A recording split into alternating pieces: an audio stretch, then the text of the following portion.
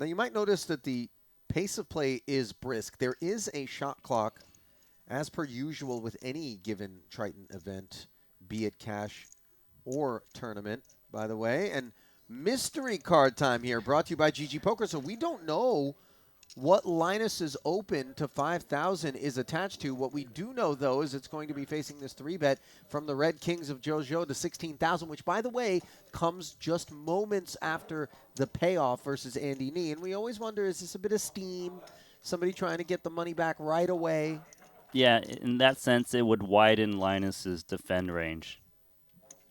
5, 6, 7. Not a board that we're in love with, holding 2 kings, but I do like this check from Joe just because this board is the pre-flop caller's range. Therefore, he can play passively and, maneuver accordingly. And also, he can induce some bluffs from just 2 big cards that might take a shot at it. the shot is 12K. Now, if I tasked you just based on the limited information that we've got so far in this hand, Randy, with taking a stab at what Linus has, what would you say as we see the check min raise? That's also interesting. There's a for lot Joe. going on here. This is a mystery for me too. We know Linus can have a lot of hands. I think he can actually bet a very wide range on this board when he got checked to expecting a lot of folds from like ace highs. Obviously, he didn't expect this check raise min, but he's getting a great price.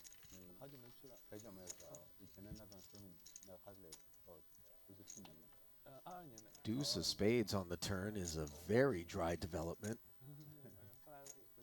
I'm expecting Joe, once he check raise mins the flop, to continue firing on this deuce because there's a lot of bad river cards that can come.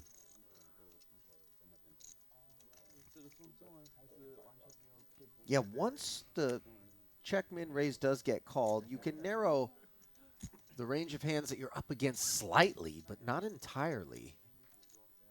There's so many hands that in position, in particular, Linus would be peeling with, just trying to see whether or not a second barrel is in the cards, no pun intended. And as we can see, it is to the tune of 35K. And Linus is uncomfortable here, but he is making the call.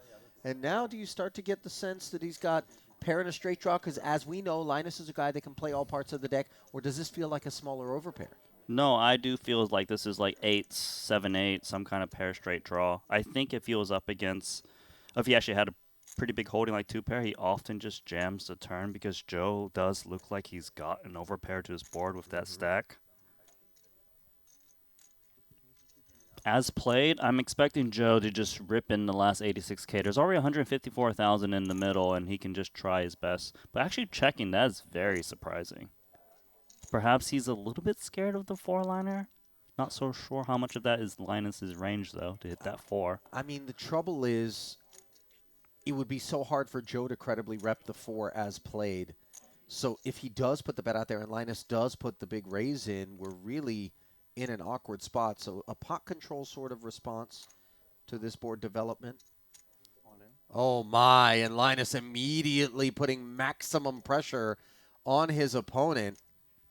Look, on this board right now, and the action of the check raise min on the flop to call on a turn, it's hard to imagine that Linus has a bluff in this spot. But having said that, you got 2 kings. He's jamming slightly north of half pot. The thing is, Linus knows that Joe can't have a lot of hand right now as played. 1 pair feels like top of range. It does. Man, this is hard to predict which way it'll go. Time bank's being utilized here.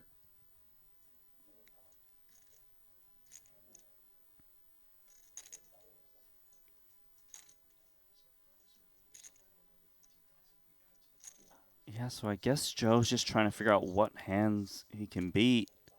Is this ever just a 1-pair hand? Unlikely.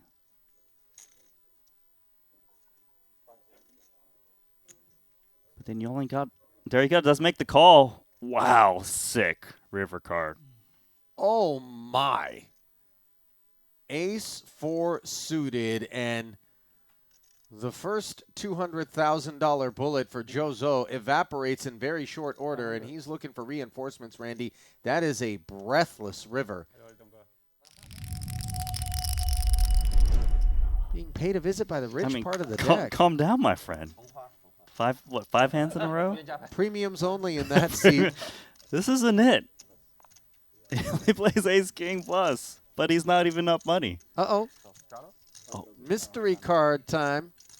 Why is it always Linus involved with mystery? But this time we can see his hand. Right. Last time he was the guy that we had to try to deduce what he had.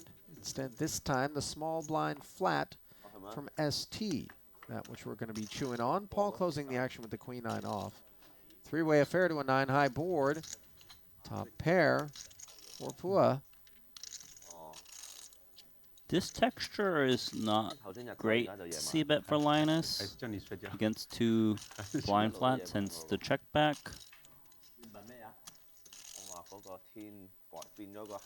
4 diamonds rolling off. Now all of a sudden, ST leads into the field.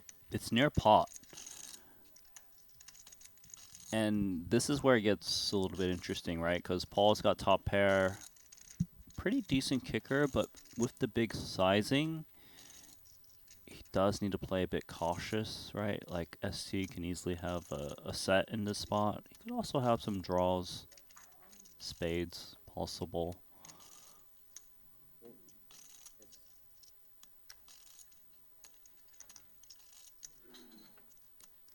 Down to heads up, predictably, as the ace-king bows out. River 10, 49 out there. Let's see if ST's got another barrel. The 10 doesn't rate to hit the big blind calling range on a turn besides like 10-9 or like some 10x of spades.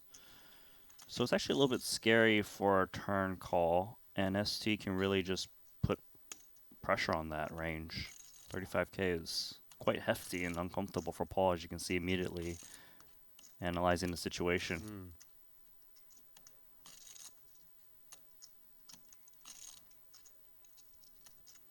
Holding a queen of spades is not so good for Paul because, you know, you block 2 spades is what you want to pick off. Yeah, the busted flush draws on your mind.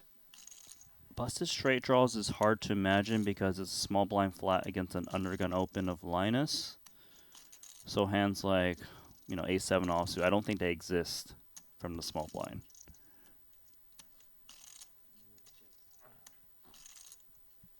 Paul always thoughtful in these spots.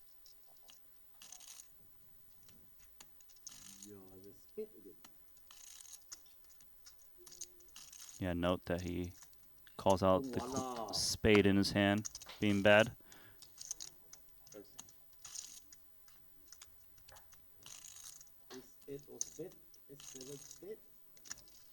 Who do you think's got the winner right now?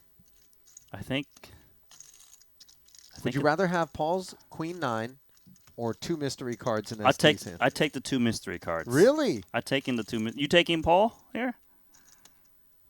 I think yes. I think ST's got the best hand. We're gonna find out. Oh wow! Pocket jacks. You win, Randy. Brought to you by GG Poker. Yeah. And brought to you by some Run Bad as well. GG Poker's rooting for people to refill. Yeah. I assume that means that someone's topped up. I think it was 𝐿 Okay. So unclear.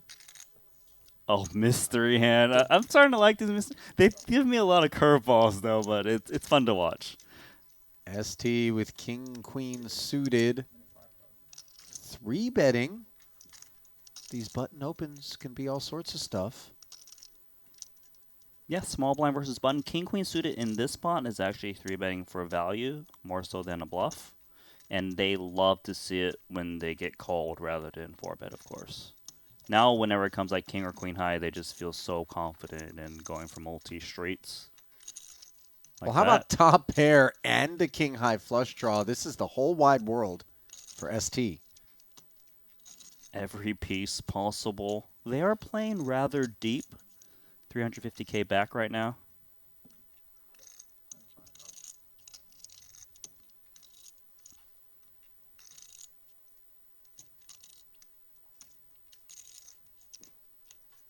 Zang gonna peel here. Pot grows to 104,000. 7 of spades is interesting.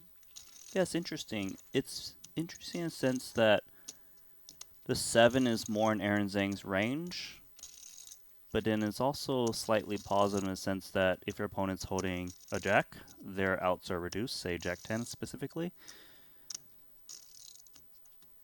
I don't really expect ST to bet turns too often just because he doesn't have that many 7Xs. And when you don't have that many 7Xs and you couple it with the fact that you're super deep, you don't want to keep betting in that sense. And you also get to induce bluffs that have very few outs. Now that Aaron Zhang's betting, I don't really put Zhang on a jack anymore. Now I expect it to be 7X or straight draws and flush draws, which there is plenty of.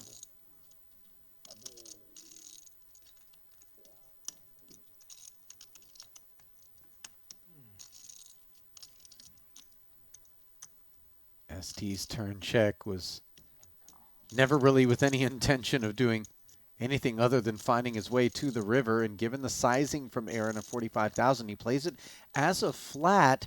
Backdoor spades come in, even though he does improve to kings and queens. I'm not sure he loves this board texture now. 9-10, ace-10 are there. The backdoor flush, 7X is still a problem for us. That's a great point. His hand improves, yet so many hands come in now. The only positive thing about King Queen is it beats King Jack, but like you said, spades come in, 10-9, ace-10. These hands actually call flop and bet turn. Yeah. He has to fear those hands. It's just, it's not going to be comfortable if Aaron bets.